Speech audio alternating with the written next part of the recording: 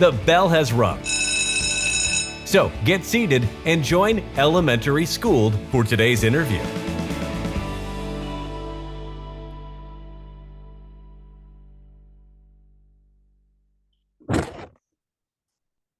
Welcome to Elementary Schooled. This is season 1, episode 7. What's interesting about that is when I met with a podcast consultant, well, 2 actually, this summer, I told the first consultant that I would give this 8 episodes to see where it leads. And so I just think it's very interesting that this is happening at episode 7, lucky number 7. There you go. Today is Sound Bites with author, speaker, and founder of Love and Logic, Jim Fay. Can I just give a little namaste right here? Welcome. I don't know why you said yes. I am so grateful because Love and Logic has been going on for many years, and I am a huge fan. I was trained in Love and Logic practices in the 1990s, and I learned about it at college. And then when I had my first job in 1994 at a lovely school out in South Jordan, Utah, named Jordan Ridge, I worked with many teachers who were already practicing it.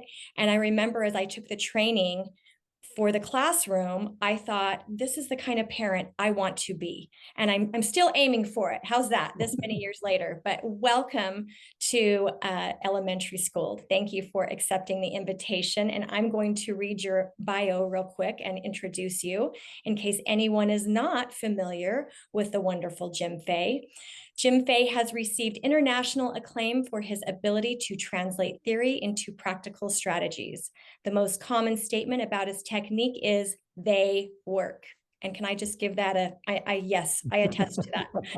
He is the co-founder of the Love and Logic Institute and has authored many books, articles, and training programs for parents and educators. His background includes 31 years as an educator and over 40 years as a professional consultant, public speaker, and the father of 3 children. Jim's sense of humor and infectious spirit has made his books, audios, videos, and presentations popular with adults, as well as the national news media. Wow, how does that feel hearing that back? That sounds pretty good. Sounds pretty all good. those years there. You've done a lot of work.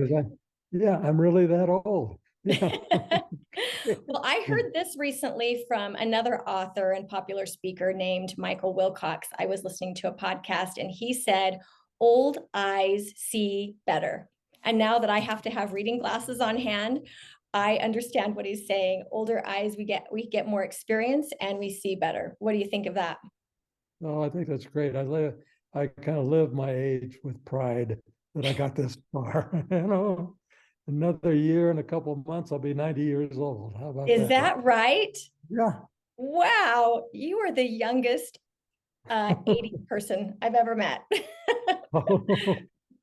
When I say 80s, my parents are in their 80s and they're pretty young at heart too. So that's great. You have to keep going. You have to keep reading and learning. Is that what it's all about? Yeah. Well, you're lucky. If you're lucky, you made enough mistakes and figured out how they work out to create a little wisdom along the way. I agree with that. A lot of mistakes I've made along the way. There's been many learning curves, so I understand. I'm going to dive right in, Jim. Let's walk through some questions from parents and teachers. I've had many conversations lately with parents and teachers, and we all love Love and Logic. And so for anyone that doesn't know about Love and Logic, please, please, please go back to it. And you'll kind of laugh at this probably, but there's a great little bookstore called the Book Garden near where I live in Bountiful, Utah. And I had to go back to that store and say, can you give me all the Love and Logic books you have? Because I've lent mine out so many times over the years and I couldn't find my originals. They're highlighted. So if someone out there has them, please return them. But anyway, she was so cute. She knew exactly what I was talking about, took me over to the shelf, and I just took all of the books. And that was this summer. And I was actually going back to that because as a parent, my youngest is almost 15, but there are I wanted to go back to some of your teenage advice. So just even though this is specifically for elementary education and younger children, this practice, even with adult kids, it doesn't really matter their age, this practice works, no matter what the age or if you're trying to work with your children. So here's the first question. How do I set and enforce limits, and the importance of not allowing kids to avoid these limits through arguing? What a great place to start. I think this is one of the toughest times in all my experience to raise kids. You know, COVID did quite a number on us all emotionally, on families, and all the other stressors that are going on. And of course, we know that kids take their emotional cues from the adults around them. So if adults are stressed, kids are stressed. And what happens is when kids are stressed, they change their behaviors. And it's pretty tempting to throw up our hands and say, oh, now I've got to have a different way of parenting my kids. So got to look out for that. But I'll ask you a question before we get started. And that's kind of a lead Sure. into love and logic. And we'll go right into limits there. But thinking about what your kid wants to be like, or what you want your kid to be like when they get all those temptations that seem to be a whole lot more than ever before. Would you rather have a kid who says, well, I better do that, better not do that, or my parents are really going to get mad, you know? Or would you rather have a kid who says, I wonder how that decision is going to affect me? Which one of those is going to have the best life? Of course, we all know the answer to that, right? We want And, to think long term. yeah. And how does that come about? It's like the old guy who was visiting with one of his new employees, and the employer said, you've been so successful, how does that happen? And he says, well, it takes wisdom. He said, well, that's obvious, but how do you get wisdom? He says, well, it comes about when you make a lot of bad mistakes and you find out how they work. He says, that's where I got most of my wisdom. But we found out along the way that limits are pretty important.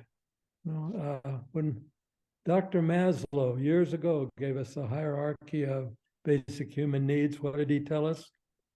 That physical and emotional safety is the most basic of all human needs.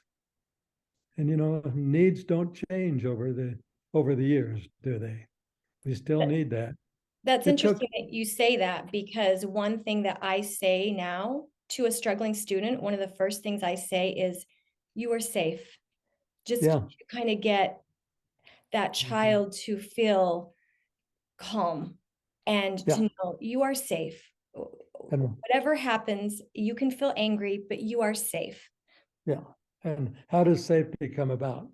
Well, it took years for psychologists to figure out that Dr. Maslow was talking about limits and boundaries make us safe. And the most out of control kids I've ever seen have no limits. So and they want limits. And down deep, they need them, but they don't always want them, and they don't always react good when they have them. So often when I ask parents, what's easiest, setting limits or enforcing them? Well, setting them is pretty easy, but the way we set them makes a lot of difference in whether we can enforce them. You know, if I'm saying to you as a teenager, don't drink, is that really a limit or a wish on my part? But what if I say instead, you know, family car is available to you when I don't have to worry about alcohol? See the big difference? One, I give the kid something to resist. The other, I give him something to think about. But most limits that parents have to set involve this terrible word called no. And kids don't take that lightly, do they? And how do they handle that? You know, it's not fair. My friends don't have to do that. None of my friends have to do those things. You know, dad lets us, you know, you don't love me. And before long, they've got their parents tricked into some kind of an argument. And is there any kind of fact that'll to change the kid's mind about the fact that he doesn't like no. So we like in Love and Logic to make it as simple as possible. And there's a number of ways to do that. I know one parent who does it very effectively and doesn't even talk. Every time the kid says, not fair, she's going, well, this is stupid. None of my friends have, and that's her way of doing it. See, everybody has her. I learned that from a Love and Logic friend of mine. Her name's Nicole, and her thing was sorry. Like, I want this, I want it. Sorry. Like, you feel empathy, like, sorry. And it's just kind of a little mic drop. Another mic drop, and I've used this for years. Any of my kids will tell you this, but I love you too much to argue. Oh, isn't that a wonderful one? And what is the basis of that? You know, some people say, well, that's just a way of shutting a kid down. But it depends on our real intent. And when I say to a kid, I love you too much to argue, I'm saying, I love you so much. I'm not going to let you grow up to believe that talking your way out of responsibilities is the way to get things done. You know, that takes a lot of love to do that. Yes. Over the years, we've experimented with so many. And of course, the one that I heard a parent use that I just thought that's it for me was, and what did I say? Kid says, you don't love me. And what did I say? Yeah, but this is stupid. And what did I say? You know, it becomes powerful because when we tell somebody, they can resist, but when we ask them a question, they have to stop long enough to think. Right. So, and what did I say has become my favorite go-to deal to deal with kids arguing and trying to get out from under the limits. Another way of setting good limits, a lot of times we can give kids choices and it automatically sets a limit. You know, so you want white milk or chocolate milk, you know, or you want to wear your coat or carry it. See, I'm perfectly happy with either one of those. Yeah. I remember that example from your first book, and it was, do you want to wear these shoes or these shoes? So it's not a question of if you're going to wear shoes as we go out today, which shoes do you want to wear?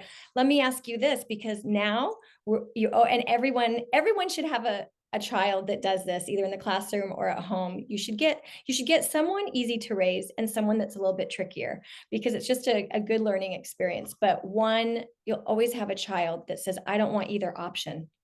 So which shoes do you want to wear? So what do you say to that?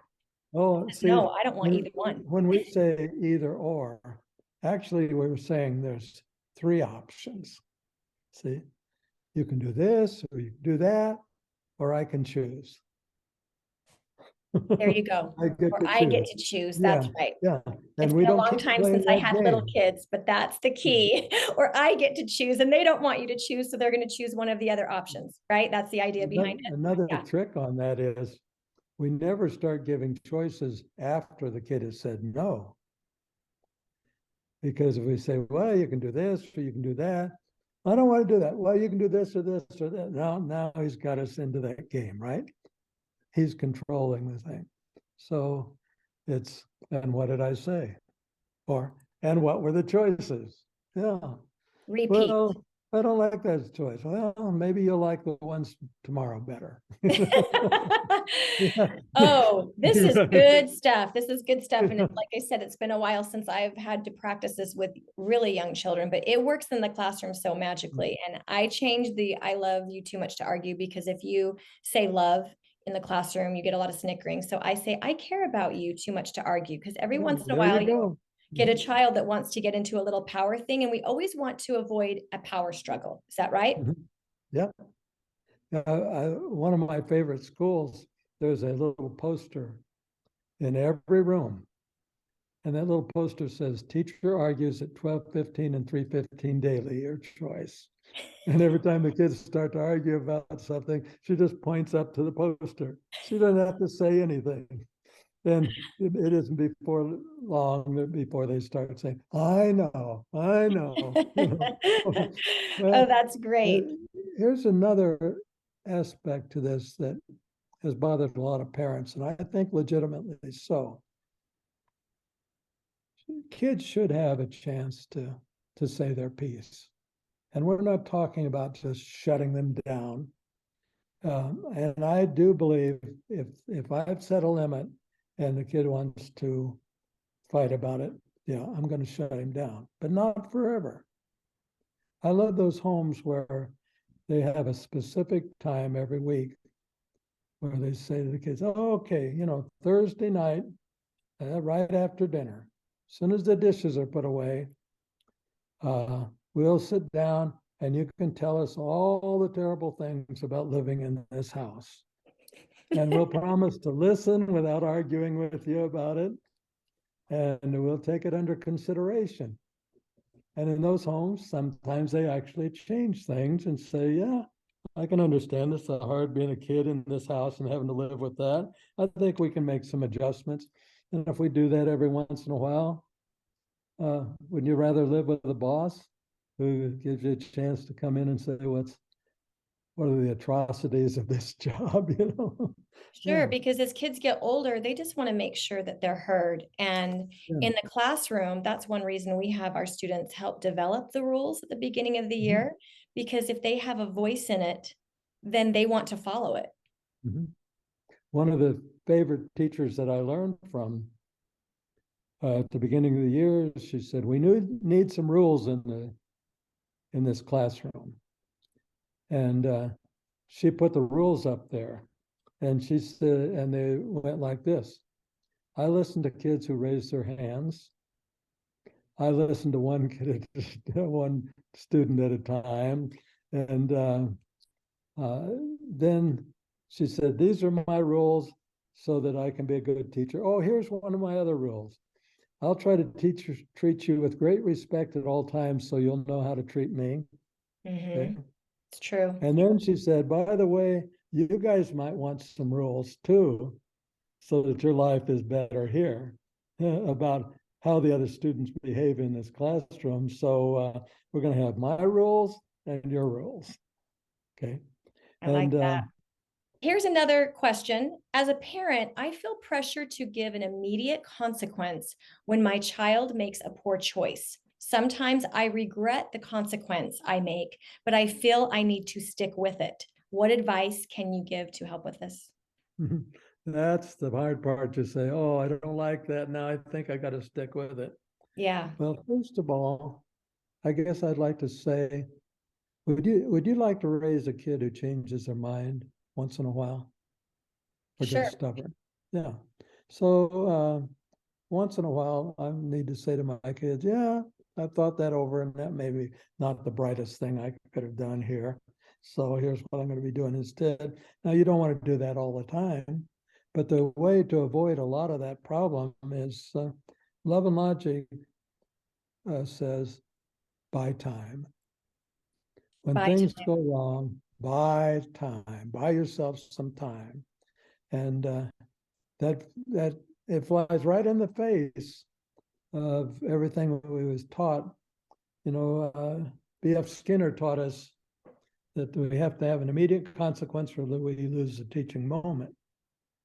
What he didn't mention was all that research was done with rats, chickens, mice, and pigeons in laboratories, but not with kids. Right. Yeah. Yeah. So love and logic long ago decided buy time. And of course, it helps as parents if we have these little mantras that we can say at times like that so we don't have to think. Because, when our kids do things wrong, we get scared. We get scared they're going to behave like that all their life. We're going to be afraid they don't learn their lesson. And when we get scared, our brain shuts us down. That's just how the brain works. We go into defensive mode or fight or flight. So if we had this little mantra that says, oh, and I always like to start out with, oh. I'm going to practice In a that. few minutes, we'll talk about, oh, that was such a bad decision. I'm going to have to do something about that. But not now. But not now. I'll get back to you. And then every once in a while, we can talk to our kids and just say, well, in fact, if we want kids to really hear something, it's best if they think they weren't supposed to hear it. So if we say something to one of our friends kind of confidentially, she says, I just always make a lot better decisions when I've thought things over, you know. And kids will remember that because they weren't supposed to hear it. Sure. It's kind of like that old story about the uncle opened his billfold and the kid said, I didn't see moths coming out of that billfold, you know, and they heard somebody say something. Yeah. So that's called eavesdrop value setting. It's you want Eavesdrop your kid to be values. honest. You don't tell them to be honest. You say to your friend, oh, you know, I did something wrong at work today and I just really wanted to lie about it, but finally got up my nerve to tell the truth and I feel so much better. And they hear that might stick with them better than you telling them 1,000 times to be honest, right? Absolutely. So I want these mantras, you know, and one of my mantras, of course, is I love you. You're special to me. And another one is, oh, bad decision. I'm going to have to do something about it.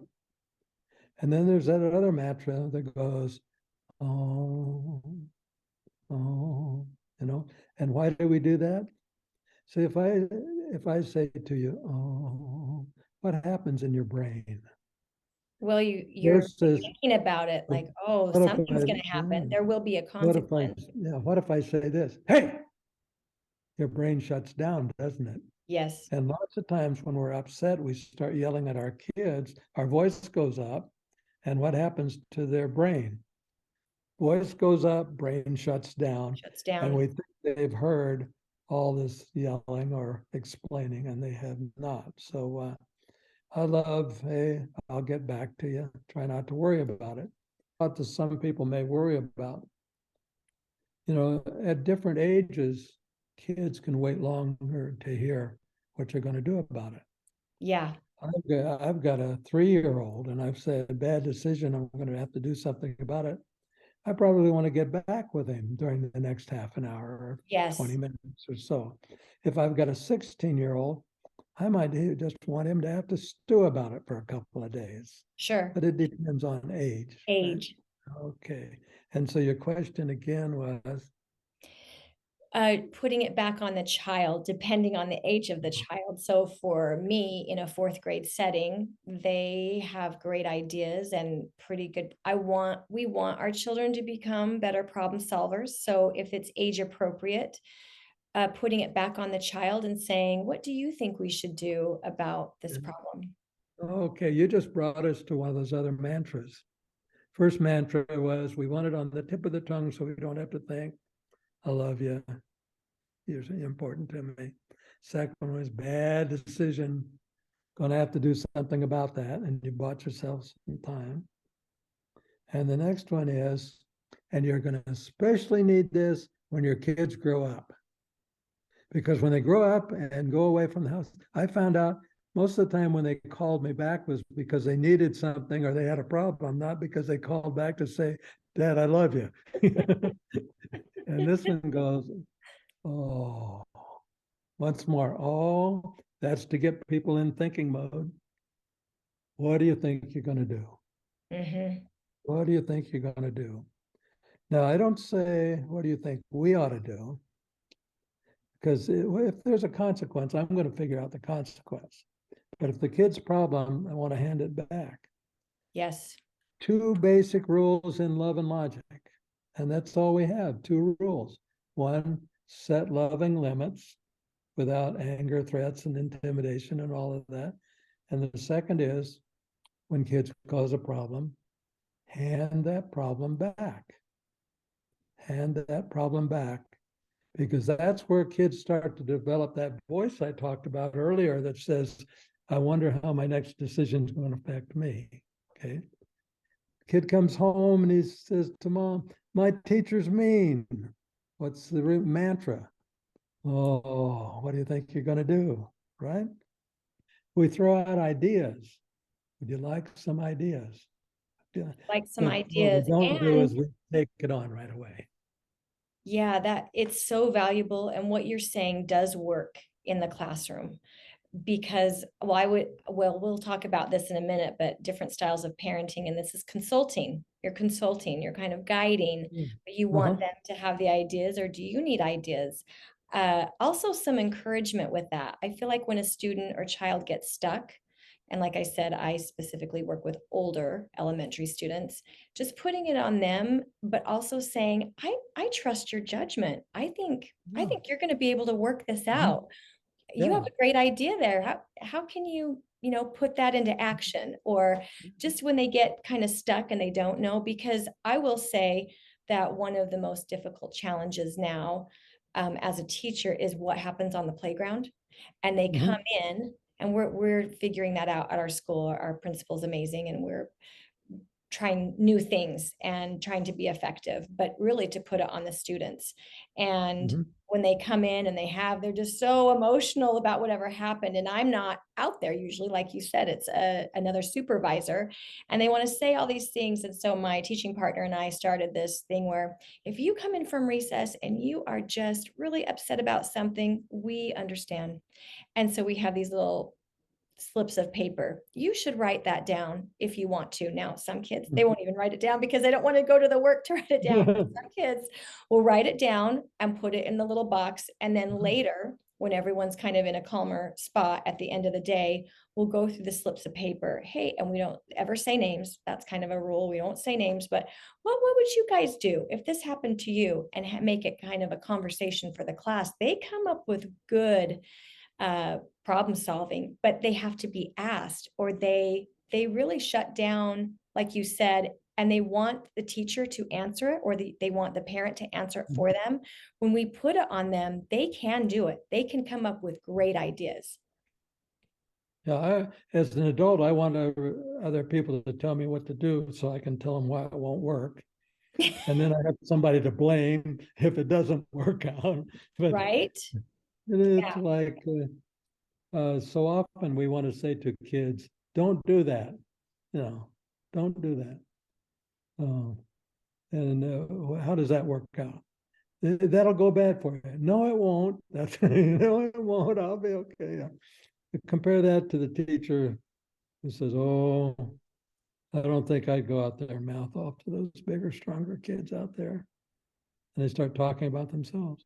I think if I did that, I might end up with a bloody nose or a black eye or whatever. Will you describe parenting styles, because it's a big point of Love and Logic? I know, being a helicopter parent or a drill sergeant or a consultant. Hey, listen, I've been trying for 25 years to be a consultant parent. And I was just telling a friend this. I hope that overall I am, but there are times when I know I can helicopter in a hot second, but I always have to refrain, because sometimes that is our natural tendency to go and save it. It's like I said before, when people get stressed, they go back to the way they were raised, or the exact opposite of the way they were raised. But we go into brainstem. So, yeah, helicopters are interesting. Hover over the kids, always there, protect and rescue, run interference, and so on. I've seen some really spectacular helicopter parents, chasing the school bus down with sack lunches in their hands, running to the school with assignments because they don't want the kid to miss get a it. bad grade. Then you've got the drill sergeants who are there to bark orders and say my way or the highway. When you think about both of them, they're kind of similar. They're both trying to control the situation and control the outcome. And that's notable. Then you've got the consultant parent who's basically, wow, what do you think you're going to do? Would you like some advice? Would you like to hear what some other people have tried before? Who's subscribed to the techniques for giving choices, setting limits, all kinds of things like that. But, there are times when you just absolutely need to be a drill sergeant, When your 5-year-old is running out in the street, you don't say, hey, you got a choice of being round or flat out there. You say, get out of that road now, you know? Yes. Yeah, times when we just have to do that. And there are times when it doesn't hurt to be a helicopter and rescue the kid if that's not a pattern. See, what we Thank want to you look for saying for, that. am I in a pattern? Am I constantly barking orders and making demands and wondering why the kids are resentful? Yeah. Or am I constantly rescuing? And if it's a pattern, then we need to look at it. But it's interesting that after COVID and all the emotional damage that's created for families, those families that seem to have weathered this the best, and the kids who weather it the best, are those that live in love and logic homes. And you know, there are 9 different skills in love and logic. We won't be able to get to all of them. When kids have problems or they do things wrong, and they have to provide a learning opportunity, the kid has got to be held accountable for his decisions. They do it in a special way so that the kid doesn't see them as being mean. And that is always empathy first, get the kid into thinking mode, consequence next. I'll give you an example. You're going to have a child who's going to be driving before long. Oh, wow. Wreck the family car.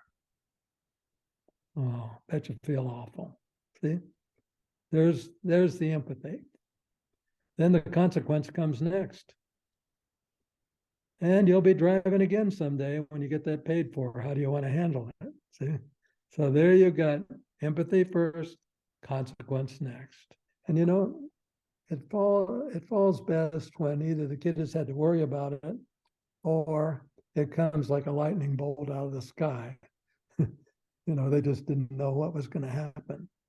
The big mistake that parents make is that they try to control the situations, either helicoptering or drill sergeanting, by warning kids in advance.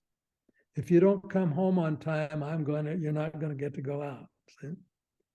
Well, that gives kids an awful lot of time to figure out how to get around that, right? How to have excuses, but I better, you know, and get into the arguments and all of that. And they don't have to think. All they have to think about is how can I get by with this instead of, oh, how am I going to solve this problem that I created for myself? And what I love about this process in consulting is there is a huge payoff as your kids get older and you see them modeling some of that behavior. And I just want to say, like, I have a daughter that's a college student, and her job on the side is she nannies for a family.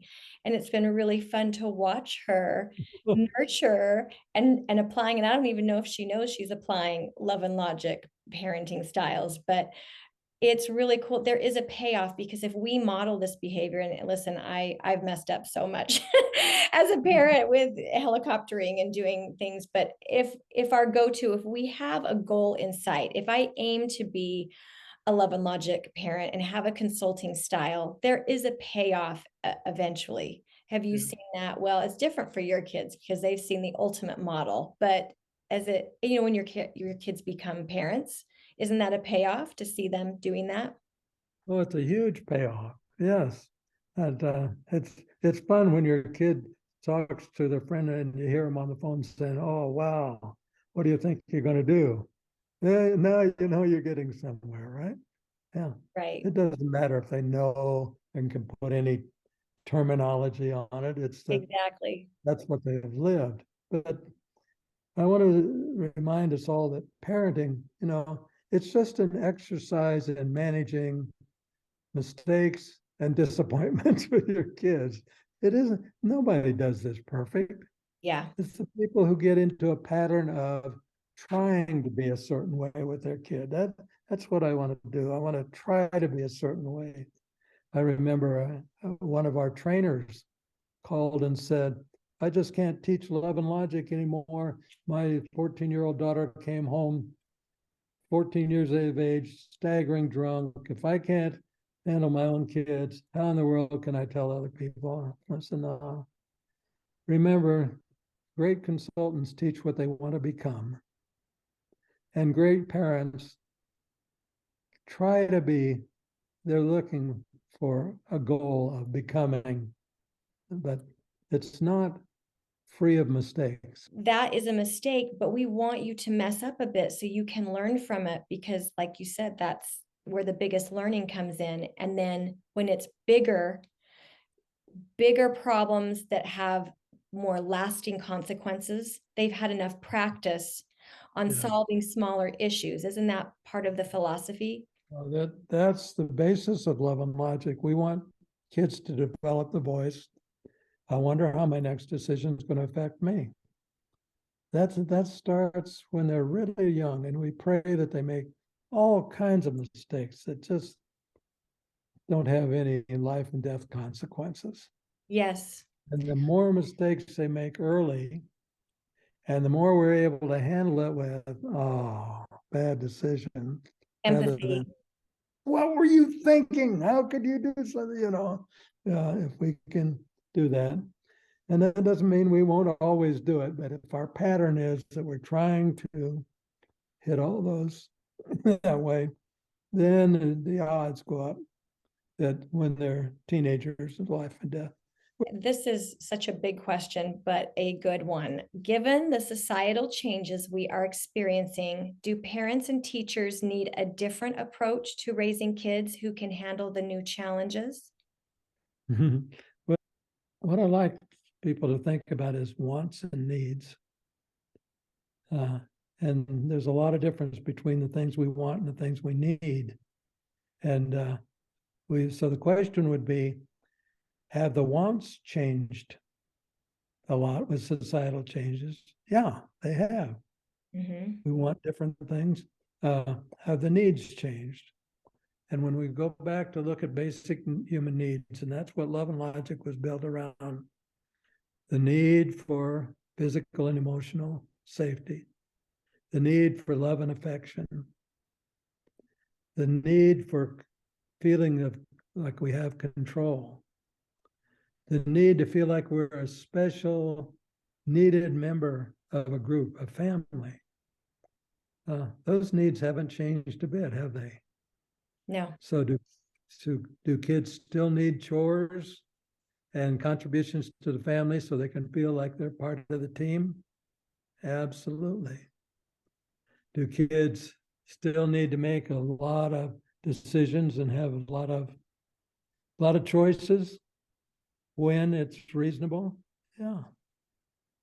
I would love to know your opinion on this, because the word shame is kind of a buzzword now. And as a teacher and a parent, I never want to shame a child. And so, having a private conversation is very important, that we don't talk about if something happened in the class. And kids are so great. I just believe that kids are so great. That's why I teach, because I genuinely love children and I love their ideas and their energy. But when things do happen, just to pull them aside and have a conversation privately, we really try to do that. But I have wondered at times in talking to parents who feel this struggle, and because shame is talked about so much, can you explain the difference between, we don't want to shame, but we also want to be able to have accountability and say, you're a great kid, you are a great student, and you just made a mistake, and it's no problem. One thing I've tried to do is to say, if you make a mistake, we move right on. But if that mistake keeps happening as a repeated pattern, then we maybe need to come back and take a look at it. And so I just worry for any parent or teacher that is so worried about shaming, where do we, where on the spectrum do we make those better choices of how to help them be accountable, but we're not shaming them or hurting them in any way emotionally? Well, what if a kid feels shame from the inside out? Is that different than him feeling shame because somebody says you should be ashamed and I'm ashamed of you? See the difference? Love and Logic is all about kids learning about real life from the inside out rather than being told. Yes. So If my intent is that this kid thinks and finds better ways to live, I'm not going to accomplish it by telling him what's wrong with him. But it's going to be because he discovers on his own. We love to say kids need to discover how their decisions affect them.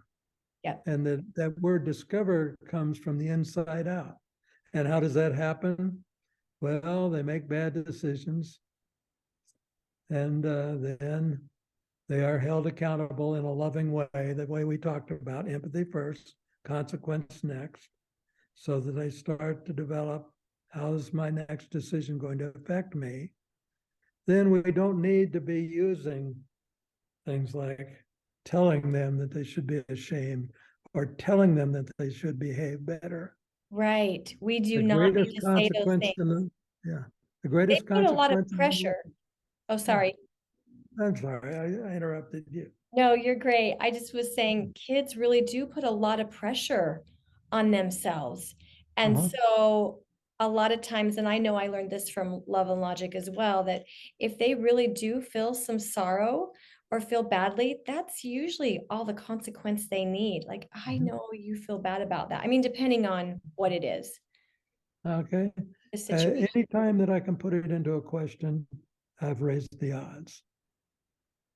So I'm wondering how you feel about it. Do you ever wonder if that wasn't the best decision in the world? You know, do you ever wonder if you talk nicer to those other kids out there that they might treat you better? You know, do you ever wonder if you might learn in the classroom better if you weren't so busy bossing other kids around? You know, those I kind love the of things. start of that. Do you ever wonder? I'm Yeah. writing that See, down. that's a page out of great therapists. Yes. You ever wonder if you pick men for this reason?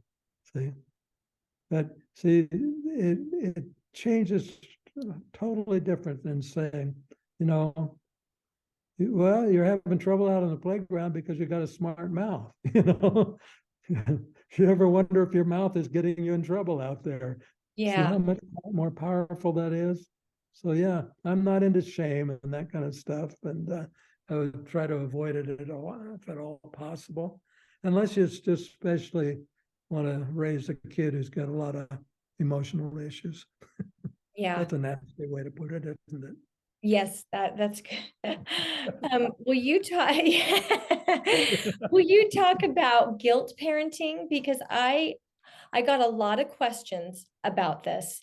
And it was mostly, and I can connect with this because I was a single mom for a couple of years, and I think most of us have no idea that's going to happen to us, for many of us. And when it taught me a lot. It taught me so much because now I do have more empathy. And also, I'll say that pain has been the biggest teacher for me in my life. And so I can recognize pain better in a child or in a family. And that connects me to them, where I'm able to help a little bit more. But in this time where there are so many single parents, I got a lot of questions about, well, I call it guilt parenting, because I do distinctly remember thinking, okay, I was late, and I'm not usually, people that know me, I'm not usually a late person, but I was a little late picking up my child. And it was upsetting, but it probably wouldn't normally have been that upsetting had we not been going through a difficult time.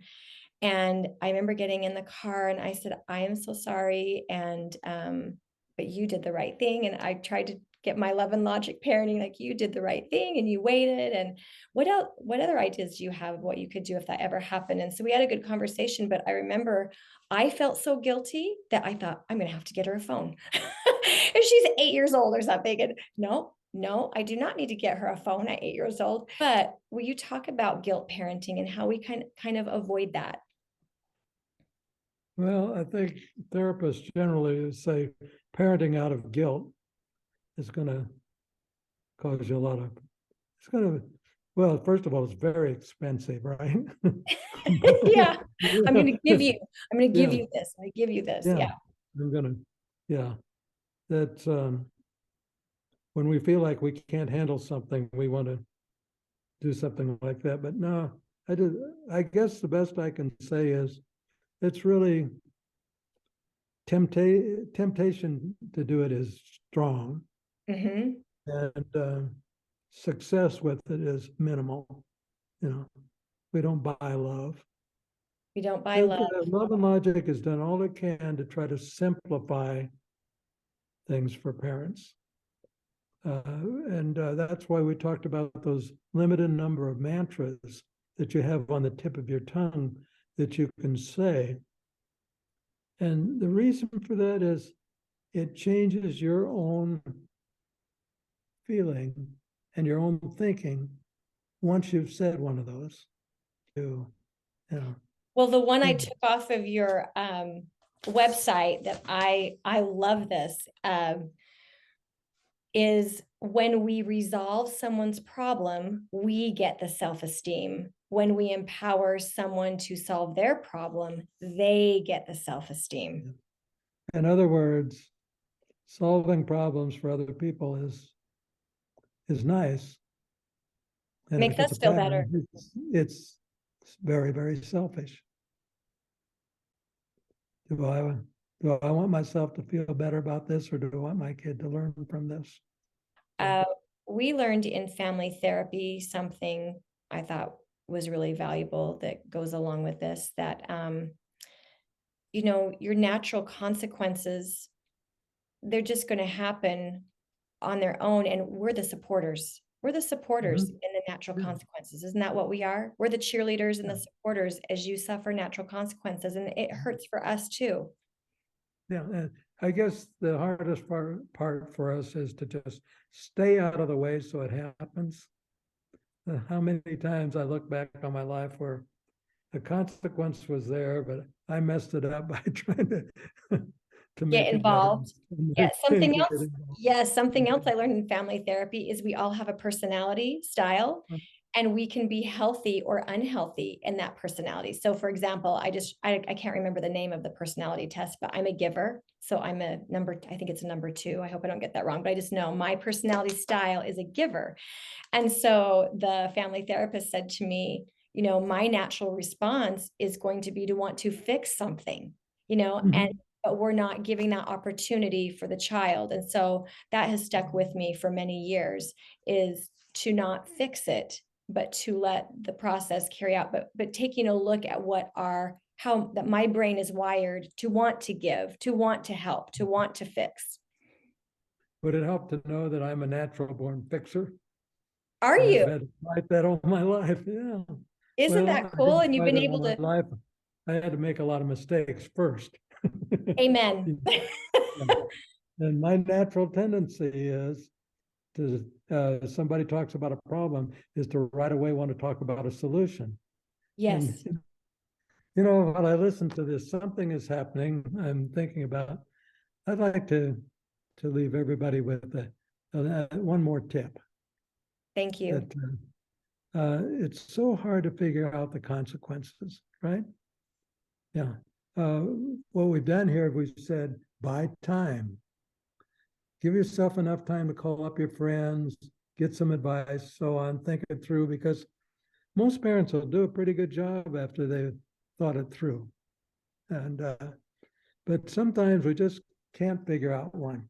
So how about a consequence you can put in your back pocket or your purse, and you can take it out at any time and it'll work for any given situation? Would you like that?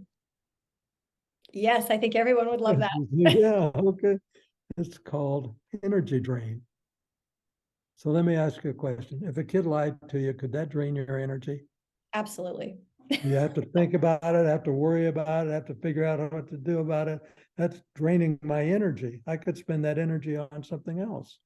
So, so if they lied to you, if they didn't come home on time, if they said nasty things to you, if they were treating somebody else poorly, and it's designed for anything in the world for you to be to say, oh, And you see how we're going to start? Oh, boy, when I see you doing that, that really drains my energy.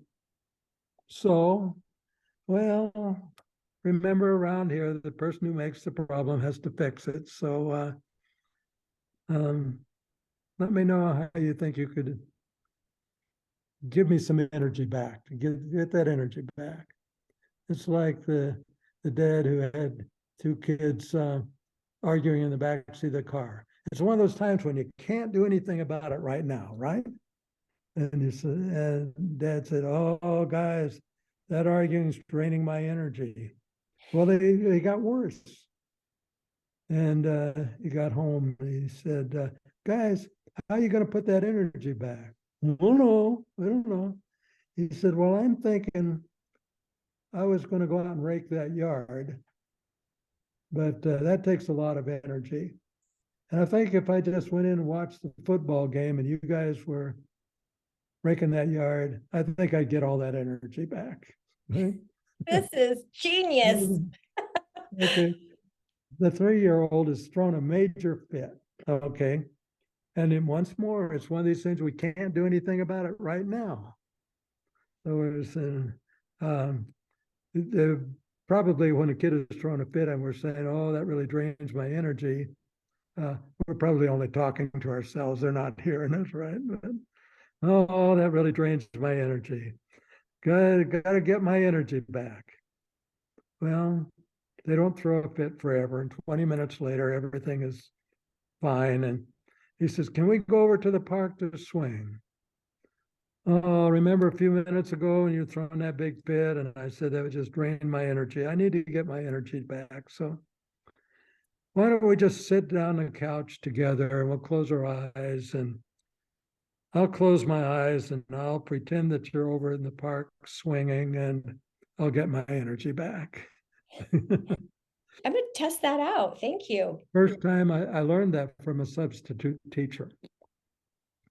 She was bringing this class down the hall to go to recess, and they were just acting up. And I hear her out there, and she's kind of loud, "Oh, guys, I know you can do better than that. Let's go back to your classroom. I know you don't do that for your regular teacher. Let's just go back and start all over again." Well, they Smart. decided to test her. So the next time they're worse. Mm. "Oh, guys, this is just draining my energy." Well, I'd never heard that before, so I thought, I'm going to go follow along and see what she does. So she took them back to the class and then she sat down and she said, "Guys, that is so draining for me. I think I'm just going to put my head down on my desk here while you guys sit here and I'm going to get my energy back." And they I did love just this instead so of much. Oh, that is I brilliant. I thought I needed can that adapt during that. COVID because COVID, I think every teacher, we quit 100 times in our head. And it wasn't because our heads weren't still in, but there was so much happening at the same time and kids were struggling with anxiety. So you might Yeah, typically have 4 or 5 that struggle with that in a class, but when all of them are struggling, yeah. wow, it was. And so I needed that during COVID, but I'm going to use it in little ways now. So thank you for that. That's great for It'll parents to it'll hear work that at any age, it works with any age. That is brilliant. any situation. I'm so happy I get to talk about my passion again today with you. I love it because it's my passion too. I love human behavior. I love to figure out why something is happening and how we can make it better and trying not to be the fixer, but to explore new ideas. And I love Yeah. thank you for this interview. Will you leave us with just some hope as you have consulted with so many families and schools, and as you have given all these presentations and had feedback? What's the hope and the good news that you can leave us with? All of this Well, the is good news is we don't need to make all this so complicated. Yeah. Set those limits without anger and frustration and hand the problems back. And when you don't know what to do, buy yourself some time. I know that it works. I do like to end with a Christian thought. And actually, I called the artist of this piece of art that I'm going to put at the end of our podcast only because I had so many single parents reach out, and because the struggle and the anxiety surrounding and the stress surrounding single parenting is harder, but this works for any parent in any situation and any educator. But I'm going to post this piece of art, and but I want to say what she had, why she posted it and what the idea is behind it. But her name is Anita Hart Carroll, and she said, "The battle for our children's well-being is very intense. The stakes have never been higher. I wanted to show a modern mother or father, I know there's lots of single dads out there too, who has strength and is equal to the task. But one thing in this piece of art is that the woman portrayed with her children, one's on her back and a child is hanging onto her skirt or her dress, is that the parent, the mom in this picture, is holding a torch. She's carrying light. And when we go back to just trying to provide light in our home, in our classroom, and all the ways that you described of love and logic parenting and love and logic philosophy in general, it is light. It brings calmness. It brings a child feeling those basic needs of safety and security and love. And that's what's behind it. So thank you. Thank you for this interview. You are a great person, and I'm so grateful to you that you would accept my invitation. And I've learned a lot as well. So I'm going to use that energy drain line when I need it every once in a while, and I'll let you know how it goes. Oh, that's great. And Thank you know, it might be a good idea for us to tell people that they can get free tips from us every week, please. short ones, on our website, loveandlogic.com.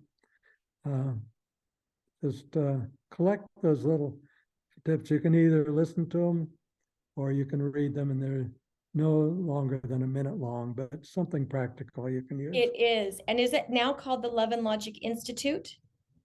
It always has been. It's always been called that. Okay. Yeah, and the website is loveandlogic.com.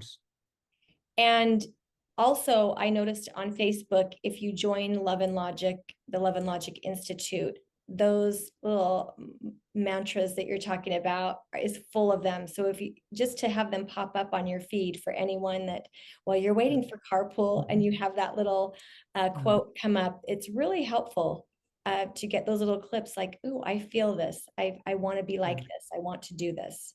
Very practical. Called the Insiders Club. The Insiders Club. I like that. And your son is now a part of Love and Logic. Is that right? For the last 32, 33 years. Yes. 33 years. Is he? He's probably the leading expert in the world on Love and Logic. That would do that. Are your other children, what do they do? My one daughter is a PhD social worker, and her passion is working with Native American communities. Amazing. And then my other daughter is a horse expert, and she actually does a form of Love and Logic with horses. Really? Is well known for that. Sacred Spaces. Sacred Spaces. By Susan Fay, Dr. Susan Fay, yeah.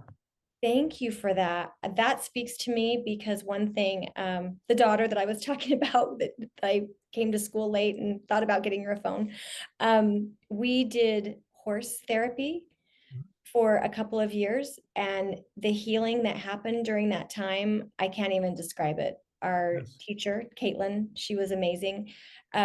But we had a lot, I had no idea. I didn't grow up around horses or knew much. I didn't know there was so much that goes into that and how they feel your emotions. And we did that horse therapy, and it's a big deal. So thank you for sharing that. You are a wonderful interview. I know it's because you've done it for so many years. You've helped me. Hopefully I can up my game a little bit, but thank you so much.